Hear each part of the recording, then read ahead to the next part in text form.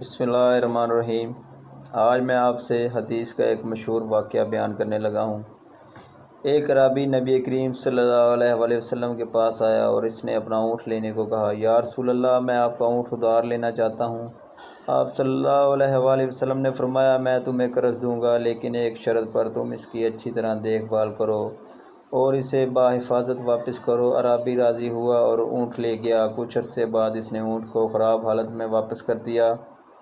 اس کے بال کٹوائے اور جسم کمزور ہو گیا۔ آپ صلی اللہ علیہ وسلم نے اونٹ کی یہ حالت دیکھ کر فرمایا کہ تم نے ایسا کیوں کیا؟ میں نے اسے نیک نیتی سے تمہارے سپرد کر دیا۔ اعرابی نے جواب دیا کہ یہ صرف ایک اونٹ تھا اور اونٹ استعمال کرنے کے لیے ہوتا ہے۔ آپ صلی اللہ علیہ وسلم نے فرمایا کہ ایک اونٹ ایک امانت تھی اور امانت ایک مقدس ذمہ داری ہے۔ اگر اللہ تعالیٰ نے تمہارے لیے کوئی چیز سونپی ہے تو تم پر لازم ہے کہ اس امانت کی قدر کرو اور اس کی اچھی طرح دیکھ بھال کرو۔